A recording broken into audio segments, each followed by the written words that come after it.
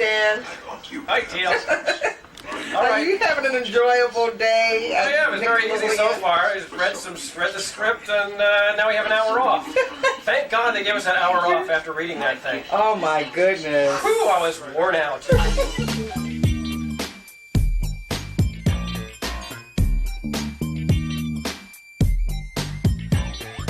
If your brother is about to get married and is also the largest fan of Kenan Kel and Slamball in the known universe, then you might be Aaron. And if your brother is your best man and he's about to talk about Kenan Kel and Slamball, your name might be Adam. Welcome back, Fantas, to another episode of the Kenan and Kel with Adam and Aaron podcast. I am Aaron. I am Adam. And we are talking about Kenan and Kel and Slamball in the year of our Lord 2023.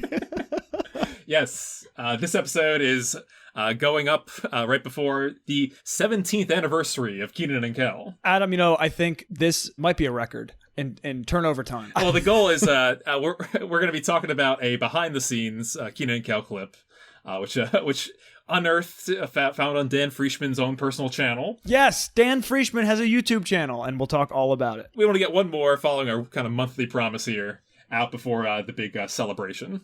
Yes, Adam will be married in just a couple of days. It is August 15th at about 6:15 p.m. And when you're listening to this, now you can count how many hours it's been since we've been talking.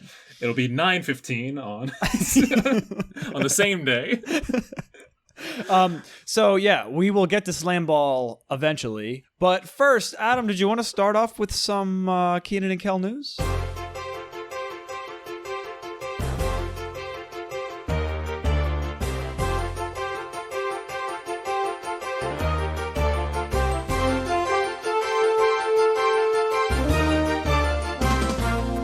So, the San Diego Comic Convention is back in town, or it was about a month ago. The weekend of July 20th to the 22nd. Aaron, do you know that Nickelodeon has a showing at this event? I don't, but it makes sense. Well, you might know that if you saw this advertisement down in San Diego. Okay. We meet again. Good Burger 2. Yes. It's a burger with eyeballs. Right, from the intro to the original Good Burger. Oh. Apparently that's like the mascot of this advertising, so I think he's got to be back. Oh, that needs to be a shirt.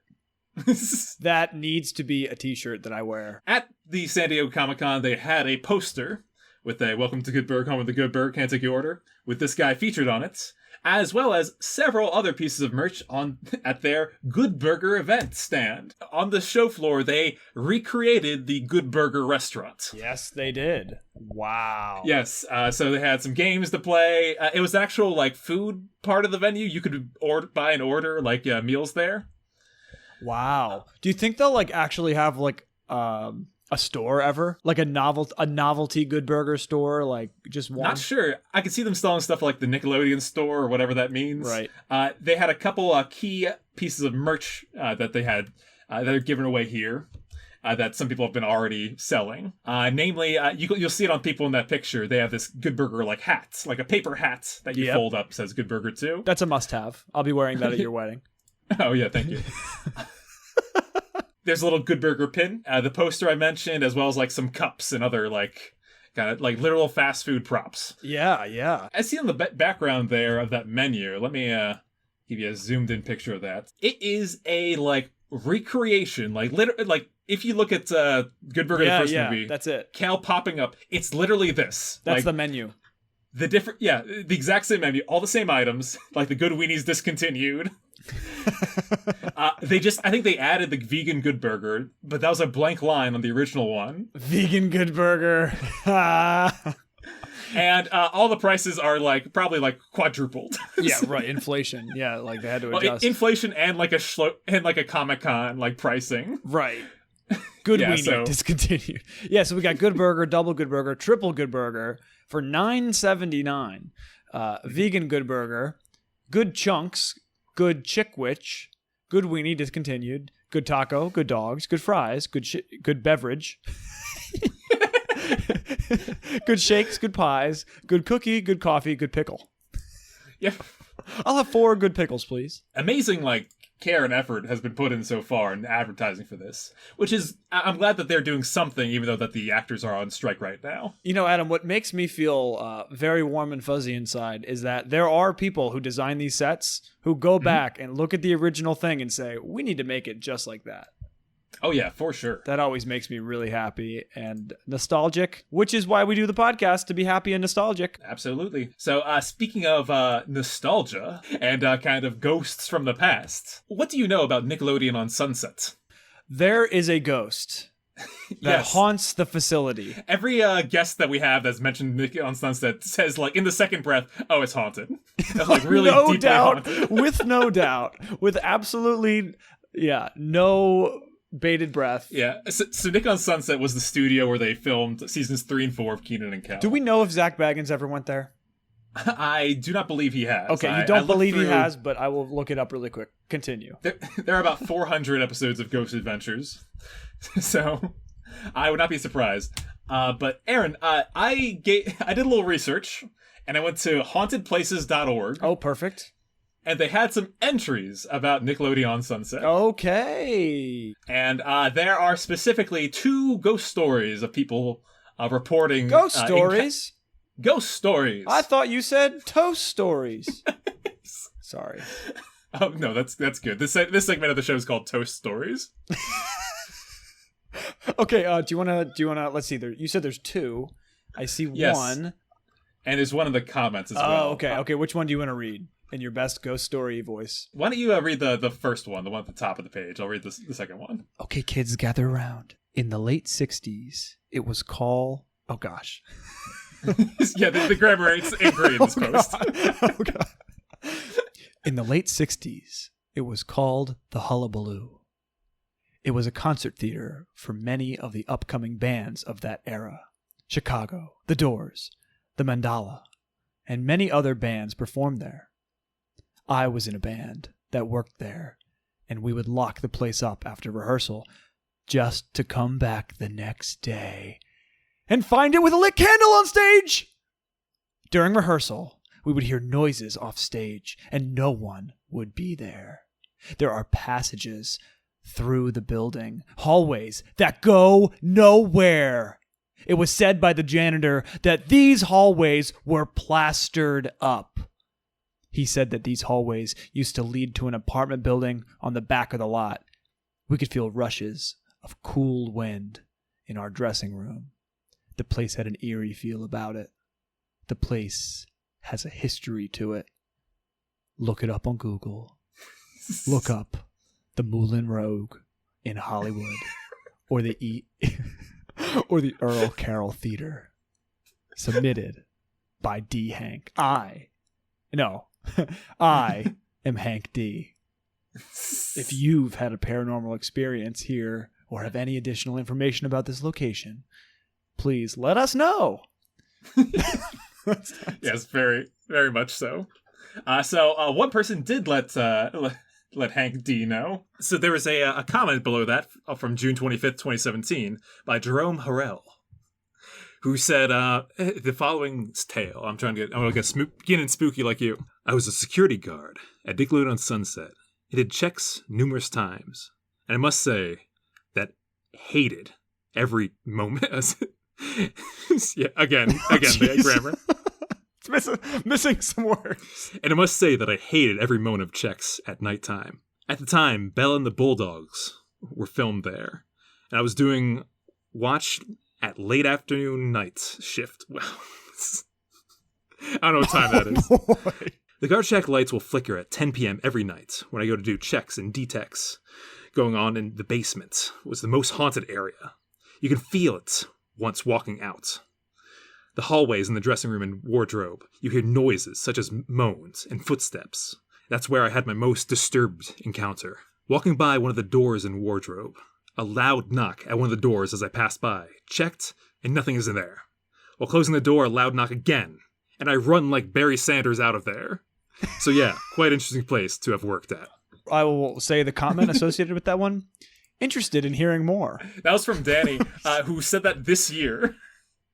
I wonder if Danny has heard our podcast and did his own little research on Nick at Sunset. Yeah, that is this year. Danny, if you're out there, let us know. Send us an email, KenanKelPodcast@gmail.com. John also responded the same time. Yeah, here it's haunted. Both of them happened at 4 a.m. Do you think John and Danny are ghosts? That's what they do at 4 a.m. They look for comments. For 7-year-old comments. Wait, okay, Adam, you know what this made me think of when you said the guard shack lights will flicker at 10 p.m. every night? Mm-hmm. The lights will flicker on and on. Just like the movies. That was a Nickelodeon Studios production. I wonder if it was inspired. I feel like the whole SpongeBob, yeah, definitely. Come on, definitely. Well, there's definitely some deep Hollywood roots at this theater, at the Earl Carroll Theater, as it was known as. And we actually have behind-the-scenes footage of Kenan and Kel filmed at this very studio. And it's filmed none other than the greatest indie filmmaker of our generation. The great Whodani himself, Dan Frischman. Dan Frischman, otherwise known as Chris, otherwise known as Son of the Witch. Yeah. If you've been following this podcast long enough. Yes. I'll link in the comments. It's a 3-minute footage that Dan uploaded. I think it was 3 years ago about just filming the day behind the scenes at Kenan and Kel. Okay, so before we talk about this, Adam, we have to kind of just give a brief overview of the 4 videos that are on Dan Frischman's YouTube. Yeah, it's funny. Dan has 2 channels. One's his magic video, where he does magician stuff, and I forgot about this one. Which he uses to comment on all these. But then there's the file that this was uploaded on, which has 4 pictures. Yes. The first video is Dan Frischman sings "Romania, Romania," and it is an ode to his late grandfather, who is Romanian, I believe, and basically was like, if you ever speak English, I won't be able to hear you. And then he is on stage, he has a fedora, and then this is Dan Frischman singing Romania, Romania in his home language of Romanian. Yeah. Talk about showstopper. This brings the house down. This was one of the finest performances I've ever seen on YouTube. Oh wow! So we'll link that as well. I love Dan Frischman. I love everything he does, and I love this. This is a great ode, an ode to his grandfather and his roots and his ancestry, and he does a beautiful job at it. The next video is Backstage at Kenan and Kel, which we're about to talk about. Then there's Liam and the Squirrel, which is during COVID, his cat was outside and had an encounter with a squirrel. And then there's a video of his grandmother in 1998, home video, and he's just talking to his grandmother. She's holding a child, a young baby. And what's crazy is that it says part 1, and it was 3 years ago. I've been waiting with bated breath to see part 2. It might be his great grandmother actually, but she's pretty elderly. Yeah, so that's an incredible array of videos and genres here. Far and away the most viewed. Kenan and Kel at Nick on Sunset, Hollywood, California, 3rd season, 1998. So the very first frame of this, even before the title pops up, you can see in the background the big curtains, the big red curtains that they have. Oh, yeah, you can. In the comments, Dan, this is the only thing that I kind of gleaned from the comments, Dan mentions how it's like, yeah, they're on a wheeled frame, so they would bring it out in front, and then so that they could close and open, like around the various the sets. Because sometimes the curtains open and we go into Rigby's. Sometimes we go into the living room. So yeah, that's how that operates. Just before we get into anything that he says, I thought that was real neat. Yeah, I mean, so this is like home video. I imagine the camera that he had was enormous. Oh, it must have been huge and heavy. The first thing that he describes is he shows off the Rigby set, and he says that this Rigby set was taken directly from Orlando and it was shipped here to Nick on Sunset. So I did not know that. We thought that they recreated it. Yeah. Because the walls had like pegs on there, something like that. And while I think that may be true, they like spruced it up a bit. The main set itself is the same one, which I think is really cool. How do you move a set? I think you've taken apart like wall by wall, and you take a bunch of like a million pictures so you can set up the props again like equally. Right. Yeah, and you just put it on a big truck. Big truck. Yep. Man. Yeah, I mean, that's a really expensive thing to do. It's to move. Yeah. Right? It's expensive to move if you have a house, apartment, or if you have a set and you're moving across the country. So, yeah, I mean, they must have done well enough to bring them home, right? Right. I think as we talked to Kevin and Heath, it sounded like a lot like there's a good cost savings in filming in Hollywood versus in Florida, because they kept shipping everyone out over there when they had to do it. Right, exactly. And what's cool about this is that you see like corners of the set that I don't think I've ever seen like fully. Like behind the counter is the magazine rack. And the camera's usually so zoomed in that you never like see a good look at it. Right, yeah, it's next to the orange soda machine. Mm-hmm. Yeah. Also called a refrigerator. That's its main purpose in the show. I think you can call it that. The orange soda machine. Yeah. But you're right, and the magazines are all strewn about. Like, they were not moved with great care. We follow Dan as he walks like past it to the back room, which is, that's part of the continuous set. And there he has a, right on his bulletin board, you see, what is it, Aaron? What Easter egg that were we never able to make out? It is a picture of a young him. Yes. A young Dan Frischman hanging on the board. / cute and adorable. Chris Potter. Just a little tiny baby picture. Yeah, it's, and we were never able to make that out, right? Yeah, I like to think that was Chris when he was, first started working there at Rigby's. Just as a young boy, a wee lad. Yeah, and he found the picture at some point cleaning one of the boxes, and he hung it up right behind his desk. Nice. Okay, so before we get there, though, he is doing this kind of pan, and you can see the back room, and on the table is just the room is pretty gray, brown. It's these cameras didn't pick up the best lighting. Yeah. But on the table is a bright orange bottle of orange soda. Right in the center of things. And it's really beautiful. But yeah, you could see his computer, you could see the old fridge, like the filing cabinets, all his files. Yeah, it's really great sets. I'm glad I've never seen it from this angle. So you see there's a shelf that's behind his desk that I've never seen before that I think slowly got populated with his pewter cows. Yes, right. I mean, I don't know how it works, but I'd imagine that in between cuts, people are sitting down and using the chairs, and when somebody's filming out front, there might be some people back in that office actually using it. We have stuff like set dressers, I think, that are responsible for getting everything set up. Right. If you look at the power counter on the other side of the set, you'll see that it's full of all kinds of nonsense. Right. Yeah. They're it's not ready to film. There's a step ladder and all this stuff. Mm-hmm. Yeah, I think that those people are also responsible for what we call continuity, making sure that everything that you see is stays in the same place between takes. Okay. That makes sense. Yes. Yeah, that's definitely important. It's hugely important, especially there's no VFX or anything to fix that up with on this production. So, okay, we cut immediately from this picture of Chris, and it actually is a great edit.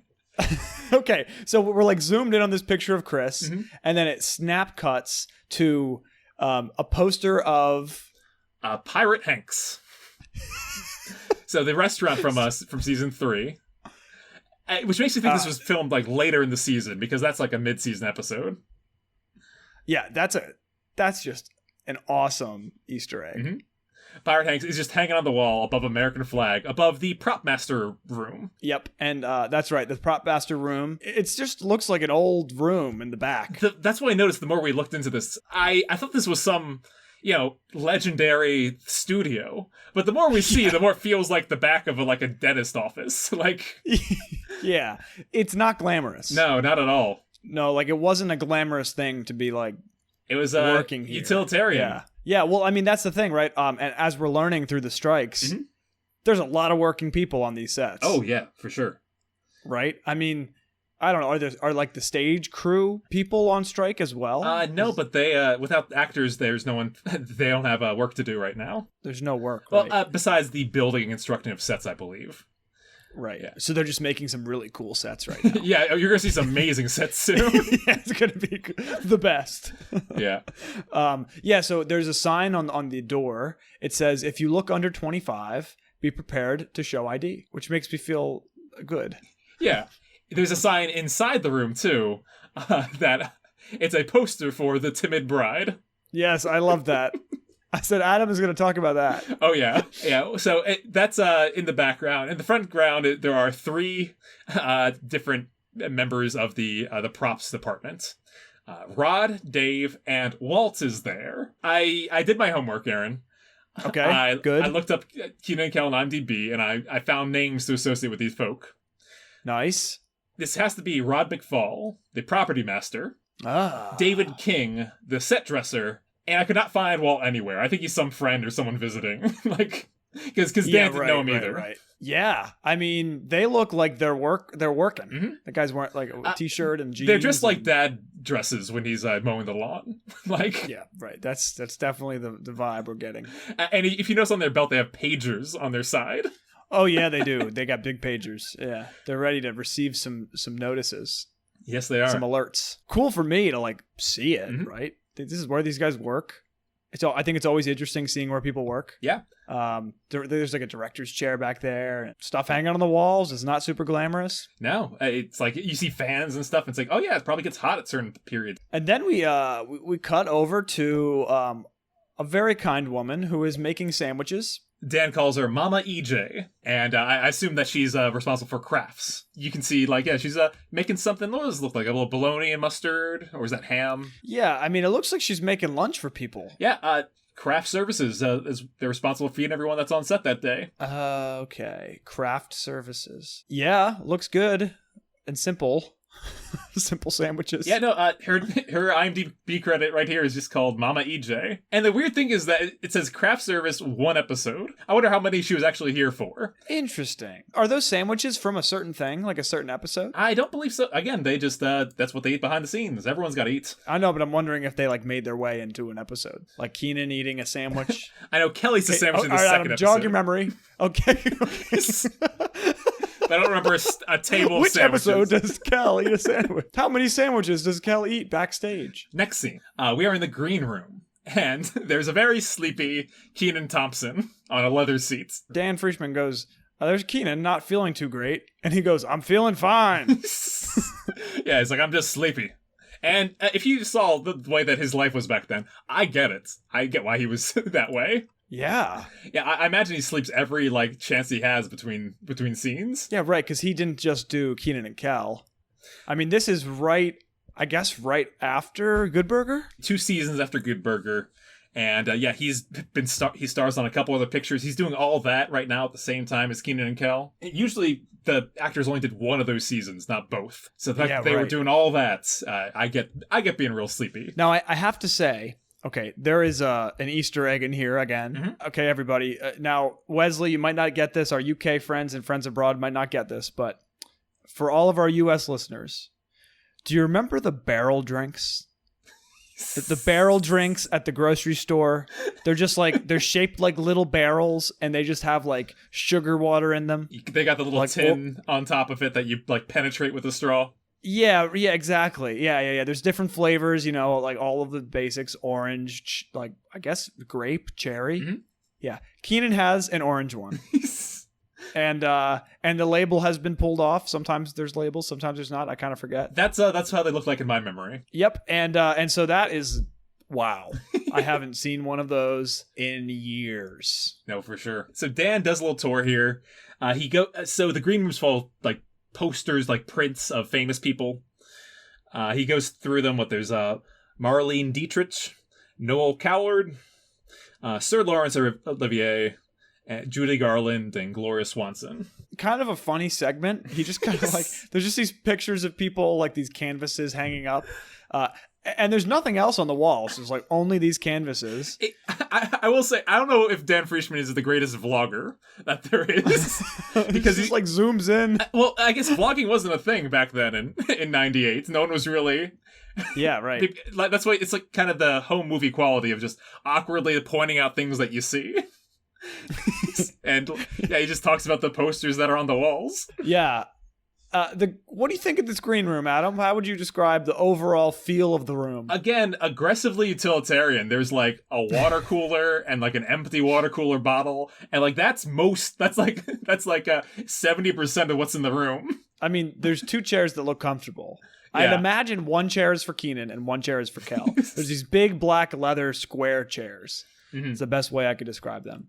Yeah, in the background are what I would call like lobby room like chairs. Right. Yeah, like the really uncomfortable chairs with the wooden like sides. You can't sit sideways on them or else you'll like. And the water cooler is in front of the one front of the one picture. Yeah, for the Marlene picture. So it's just like, yeah, there's odd tables and nights. It's like looks like a little like side table.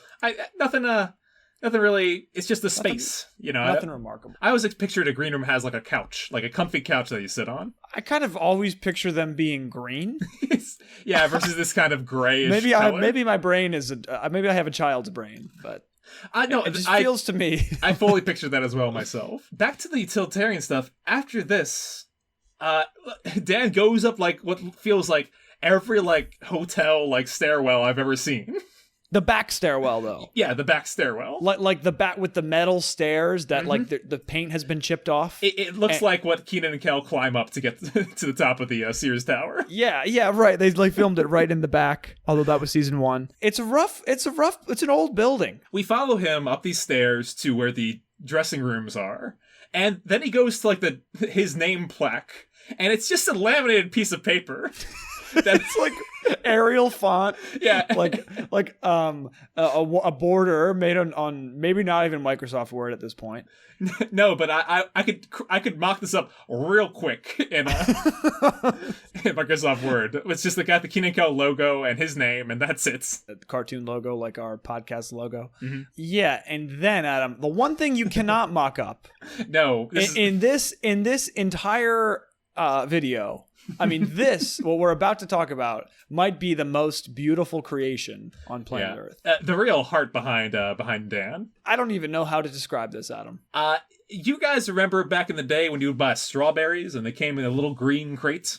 And do you remember ever having socks that you ran out of toys? And you remember back in like grade school when you had to do art projects and you put a bunch of junk together to make something? And remember those sequins that like were really shiny? Yeah. And like you would put on like a Christmas decoration? So Dan's 8-year-old niece crafted for him a Hollywood star out of the glitter, the socks, and the strawberry container that he has displayed proudly right on his dressing room door. If you haven't watched this yet, you should stop the podcast and go watch it. I was crying at this point.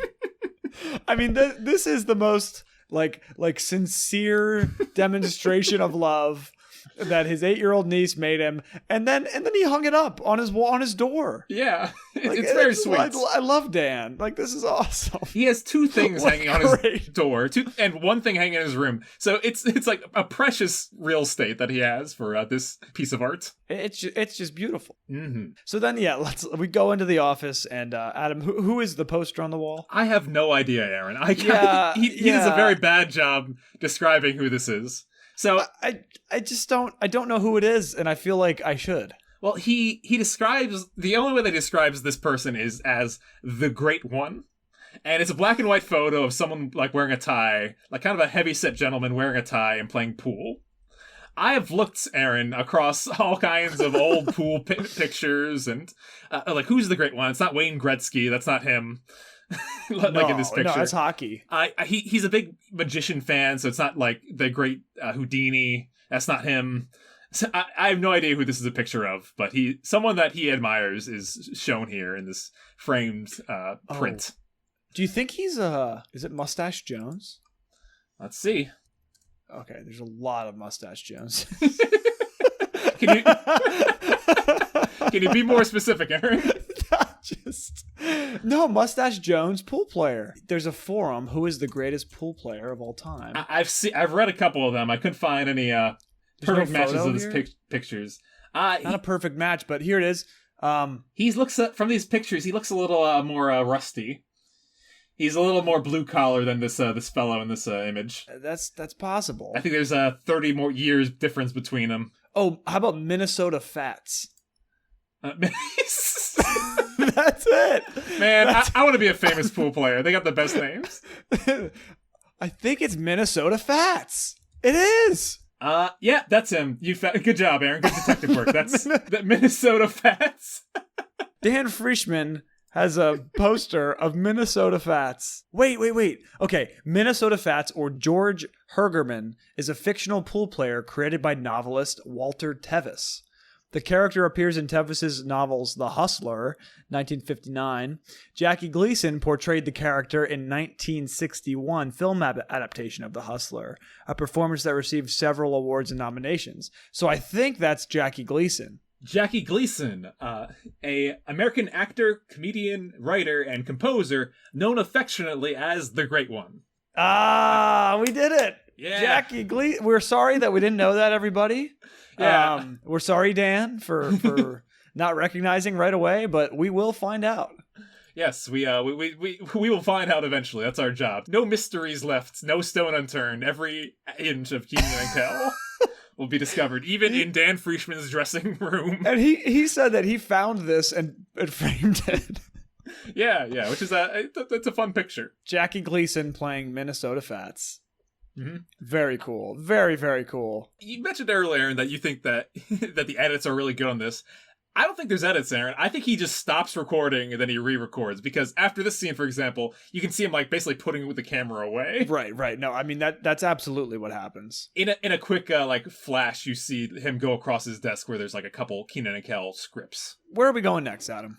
It's Ken Foree's dressing room. Yes, which I mean okay. This is. Can you Adam? Can you just take this clip and just put it in the podcast? Yeah, I can. Thank you. Here's Ken's room. Here's Ken. Yeah, I know. Don't start that crap. I was never a nut. I always acted nice. Yeah, no, he's amazing. That's just. I love that's his voice. So... That's just his regular voice. Sit on a couch in his dressing room. He goes, "Don't start that crap. I was never a nut." Like he sounds like he's like in an old movie. Right. It sounds like he's in Dawn of the Living Dead or something. As he's just talking on the phone. Sorry, I just loved that. I loved that scene. Oh. No, it's really good. And again, this fly on the wall like aspect, I love it. So we've got basically 3 more scenes after this. The next one, we meet in the hallway Isabel Arneson, the wardrobe supervisor for the show. Yes, and she makes a joke about being a slave. Yes, he calls her a costume coordinator. She says, "I am a costumer slave." I actually know somebody who does costumes, and it definitely is hard work. Oh yeah, yeah, definitely. Just hard walking work. through these hallways, it feels like the world's saddest like a dorm room. Yeah, I got that as well. These white hallways and bright lights and the what we call them sunken ceilings, drop ceilings. Ceilings. Yeah. And then we cut to Teal Marchand, who is doing her makeup in a very sad looking sink. Yeah, it looks like the worst dorm room sink in the world. Yeah, it looks like a dorm room. Mm-hmm. But she's a good sport. She's like not mad. She's like fake mad at Dan for like filming her doing her makeup, but she doesn't care. Yeah, she's like, "I'm gonna call my agent." This is right. Nonsense. They seem to have like, especially the adults. The adults, right? Yeah. And that's what I gathered from this. Like, here's like Dan and Teal and Ken all are kind of in the same wing, and they're pretty friendly with each other. They're the adult supporting cast. Yeah, that's a good way to say it. And then Teal takes the camera, and you see Dan. Dressed like the 90s incarnate. Great like directorial foresight to get a video of him. He goes, "Hey, can you film me talking really quick?" Yeah, he just waves, that's all he does. And then she puts away the camera. Okay, Adam, describe his outfit, please. Joseph in the Technicolor Dreamcoat shirt. Yeah, it's basically the same style of shirt that that Roger wears in the Two in the Screw episode. Right. Yeah, it's got like the odd shape and stripes and some sort of pattern. I said tune the screwna for the record.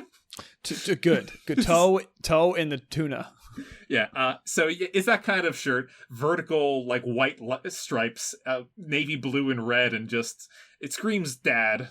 And he's got like little khaki shorts on that go up far above, like healthily above his knee. And he waves. They have a very awkward, I'd call, end of video. It's definitely not the best way to end it, but it's a great home movie. Yeah, I am so glad this exists, and we get a little peek behind the curtains of what the show's all about. Like what the people like back then were doing and feeling, and it's so it's so unique that we have this. This is not, every show doesn't have one of these. And, this is 3 years ago. I kind of wonder if, like, during the pandemic, he went back and looked at some of the old footage that he took and just edited it together on some old software. That might be what happened. Or he found it and posted it. Yeah, including the great-grandmother video. I think this is him just straightening up and finding stuff, and I'm so glad he shared it with the world. Thank you, Dan. Thank you, Dan, very much. We hope you enjoyed this critical review. Everybody should go check out Whodani Comedy Magic on YouTube. Yep, the link is in the description as well. For Dan Frischman's Magic channel. So, Aaron, would you happily join me for a Fantacam? I would love to, Adam. I hooked a big one for us this week, Aaron. Oh, let's go. This week, I was able to reach out to Hernando Planels Jr., a name that you might not recognize at first, but he was the coach of the Buzzsaw. No way. Yes, Buzzsaw being one of the 8 Slamball teams in the current 2023 Slamball League. If you don't know Slamball, it's a sport that was invented by Mason Gordon, a writer of Kenan Kel. So I use this as an in to talk to him about Kenan Kel. That's fantastic. Great work. Mm-hmm. It's always good to have that connection. Yeah. So I reached out to him and I said, so this was the night before a game. And he was actually asking people to DM him. So I said, why not? Hello, Hernando. Best of luck out there tonight. Saw your post asking about DMs and I had to ask. We got into Slamball from Mason Gordon's connection as a writer on Kenan Kel. Are you familiar with the series? If so, do you see yourself as more of a Kenan or a Kel during a Slamball game? Much love, Adam and Aaron. That's a great question. Thank you very much. So he responded, and would you like to read his response? I would. He said, "Hey guys, thank you and great question. I mean, what I remember from that show, Kenan seemed to be the one always coming up with ideas and plans, and that's pretty much what I do as a coach." Well said, sir. Well said. We got Fantas running the Slamball games. That is terrific. Mm-hmm. They have transcended media. I feel like Kenan and Kel should definitely start backing Slamball. I would not be surprised if they were reached out to by Mason Gordon and company. Yeah, eventually. Yeah, they've reached out to everyone to have such a successful Slamball season. So tonight, and the reason why I'm trying to turn this episode around pretty quick, is the beginning of the playoffs. That's right. The playoffs are here, and not every team is in them. No. 2 games are played tonight, and then 2 teams have buys for the August 17th, the anniversary of Kenan and Kel. So Adam, let's talk a little bit about the season, and maybe how we followed it. So one of the things that you tried to do was inspire people in our, that we know to follow Slamball. So we had a group of 8 people, and everybody had a team. And it was more or less followed by some of us. I think there's about, I would call it 4 people that posted a lot about Slamball. That's right. And 2 people that posted a little bit, and 2 people have not posted anything. That's right. Now, Adam, what I'm really having a hard time with, is I don't understand Slamball, and I think the league is rigged. Oh. Okay. Oh, I like this. I like this conspiracy theory happening here. So let's. Okay. So there, for the record, there is a Slamball podcast out there. If you're called Bounce Off, if you really want to hear all about it from experts, you should listen to it. Our perspective is more of a fans that got into it through Kenan and Kel. I'm doing it as largely a bit of the one sport that I would follow is one of this acclaim. So the season lasted about a month, and it sounds like they're doing it again next year. I would love to go out there and see a game personally in 2024. That would be awesome. Go to Vegas, watch Slamball. And do you know how much tickets are right now for a Slamball game? I don't. So a game is like an event, a performance. Basically, it's across 2 hours. You see Team A and B fights. Team C and D fights, and then the winners of both fights. That's 3 games you get for... do you want to guess the price? $75? General admission tickets are $30. Okay. It should be more. Yeah, well, if you watch the games, you'll see that the stands are not full. Yeah. So, there's a lot of things to do in Vegas. Oh, there are. And I'm not sure if this might be the best bang for your buck for $30 in Vegas. I mean, that's quite possible. Go ahead. Keep describing it. It's not a traditional game of basketball. The courts are much smaller. You got trampolines called islands. on each end of the stands. You have your stoppers, your gunners, and a third position. And the teams are composed of, call it reality TV personalities, ex-football players, ex-basketball players, people that kind of have a chip on their shoulder about playing regular sports. And so they've been recruited for these. That's well said. And there's some people that just seem to love the sport. Well, because it has started back in the, the turn of the century, in the year 2000.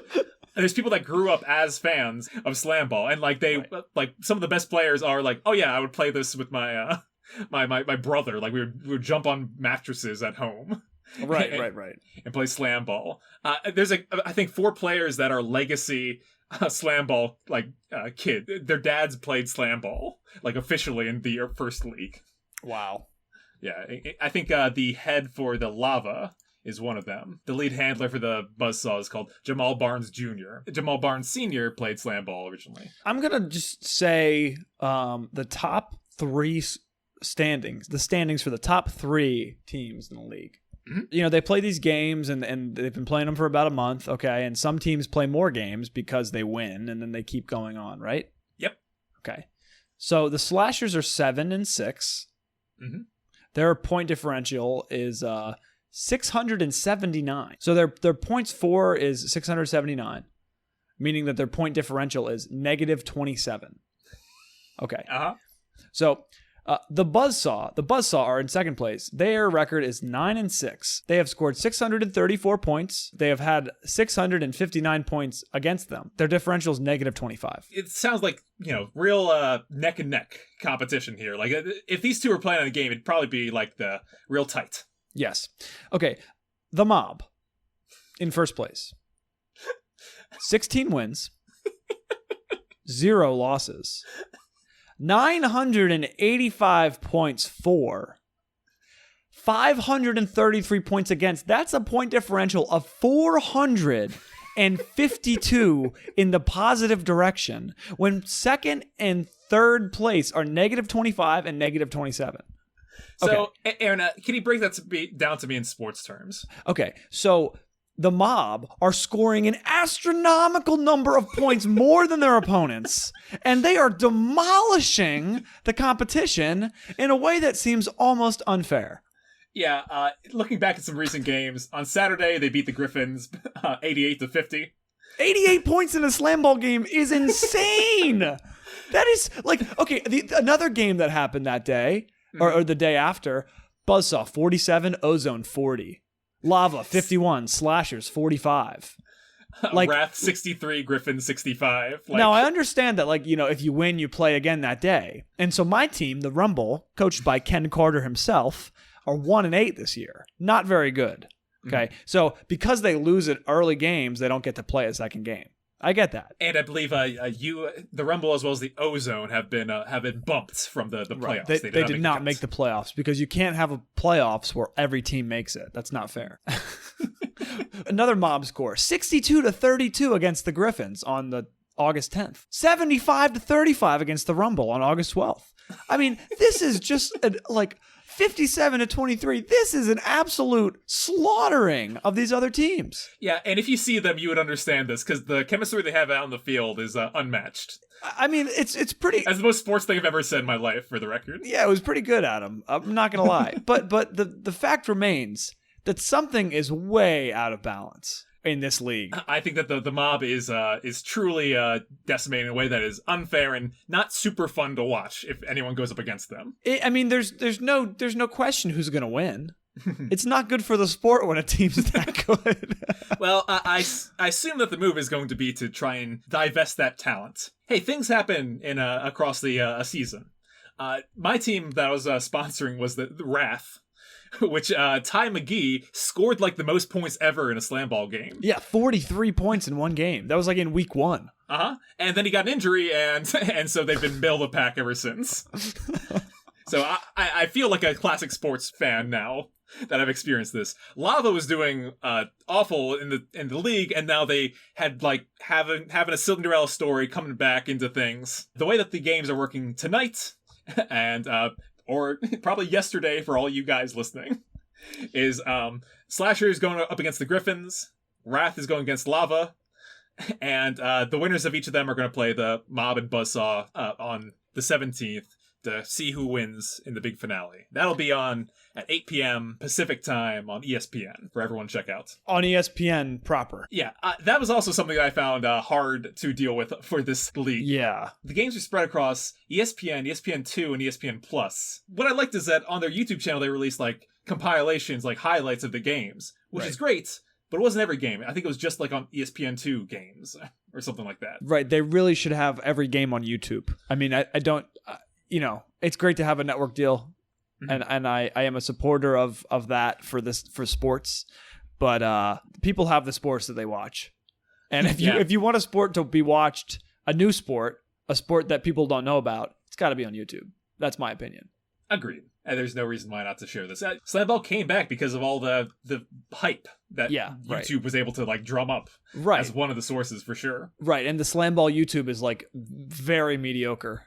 Mm-hmm. I just think it needs a kind of the way that they distribute the content needs to kind of evolve. Anyways, it's fun. Mm-hmm. It's great. ESPN is doing a good job of kind of continuing the hype. And I haven't really been on like TikTok recently, but I wonder if TikTok has any Slamball content. I would be surprised. I think the Gen Zers that are on there, it kind of missed the generation on them. Well, that's quite possible. Here's hoping that someone can upset the Mob at some point during this playoff season, so because I think if someone does that, it'll be the greatest Slamball game of the season. Yeah, I mean, maybe they set everything up for a giant upset at the end of the year. Yeah. But and maybe that's something to watch for. Keep an eye on Lava. I think if Lava can beat the Wrath, that they're really been cooking like a volcano. They have been They will erupt goodness on the day of the finale. Everybody, tune in to Slamball. Tune into our podcast next time it's up. By that time, Adam will be a married man. Yes. And his life will slowly go downhill from there. I'm kidding.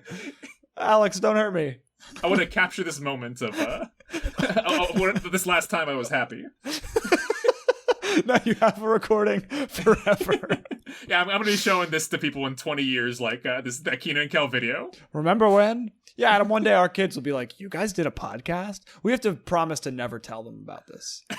They just have to I want them to discover it naturally, like Kenan says about his kids in Good Burger. Exactly. They will discover it one day. So we'll be back sometime late September, I'm sure. We'll probably be doing top 10s because there's no one to interview because of the strikes. But I will say that November is still the date they're talking about for Good Burger 2. Maybe we will jump in and just review some interviews and stuff. I saw a couple interviews on YouTube, so maybe we can add those to the list too. Yeah, I would also, something that I think would be fun to do before Good Burger is a commentary track for the original Good Burger. Oh, that'd be cool. Absolutely. Yeah, so, all right. No doubt about that. Yeah, we'll talk about all that more, and thanks for joining us, and tune in next time. All right, everybody, we hope you watch plenty of Slamball. We hope you play plenty of Slamball, but please be advised, it is a dangerous game and reserved for professionals. Until next time, everybody, here it goes. Thank you so much for listening to another episode of Kenan Kel with Adam and Aaron. If you want to stay in touch, send us an email at KenanKelPodcast@gmail.com, or you can send us a voice message at anchor.fm/KenanKelPodcast. Our social media accounts are all at Kenan Kel Podcast. That's Twitter, Instagram, and TikTok. Thanks, everybody.